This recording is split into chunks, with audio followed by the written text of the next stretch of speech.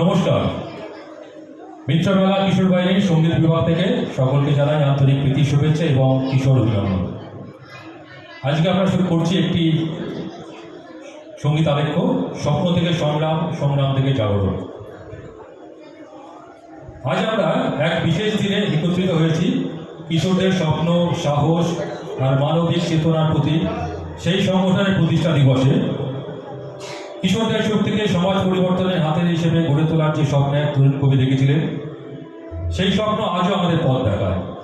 সুকান্ত ভট্টাচার্য বিশ্বাস করতেন শিশু ও কিশোররাই ভবিষ্যতের নির্মাতা।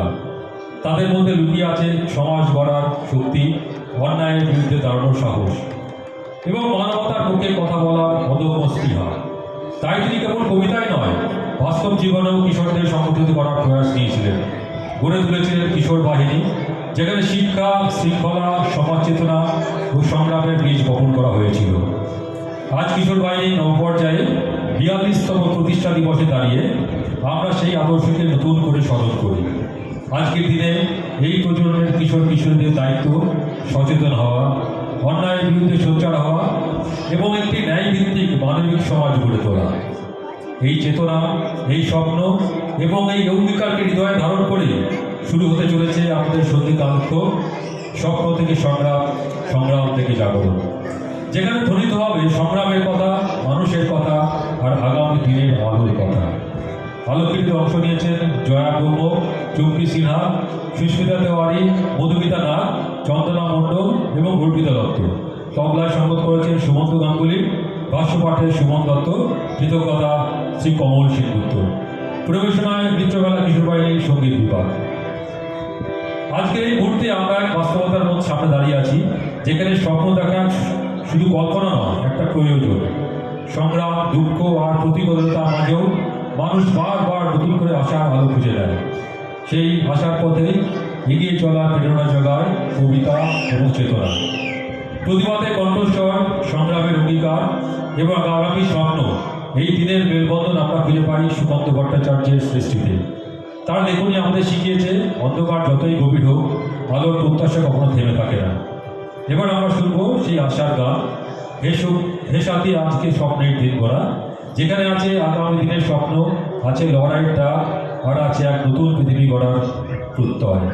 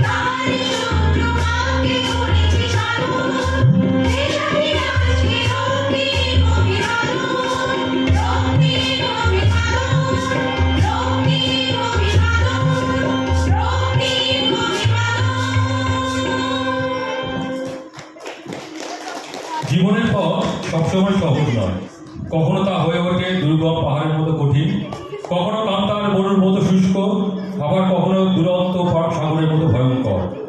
কিন্তু এই প্রতিকূলতার মাঝেই মানুষ খুঁজে পায় এগিয়ে চলার শক্তি, সাহস এবং অদম্য ইচ্ছা শক্তি। সংগ্রাম, বিদ্রোহ এবং অদম্য চেতনার কবি কাজী নজরুল ইসলাম আমাদের শিখিয়েছেন, বাধা যতই আসুক থেমে থাকা নয়, এগিয়ে যাওয়াই জীবনের ধর্ম। তার সৃষ্টিতে আমরা পাই সাহসের ডাক, জয়ের আহ্বান। এবার আমরা শুনবো সেই উদ্দীপনাময় গান দুর্গম গিরি কান্তার মরু দুস্তর পারাবার হয়ে, যা আমাদের মনে জাগিয়ে তোলে সংগ্রামের আগুন এবং সামনে এগিয়ে চলার অদম্য শক্তি।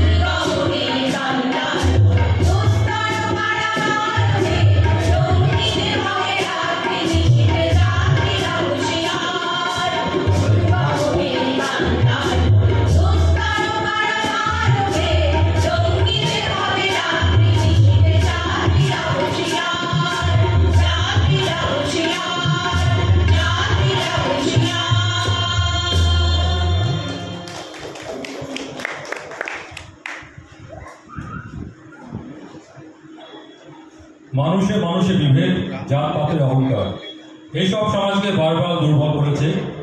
যখন মানুষ নিজের পরিচয় ভুলে গিয়ে ভেদাভেদের দেওয়াল তোলে, তখন মানবতা আঘাত পায়, ন্যায়বোধ ক্ষতিগ্রস্ত হয়।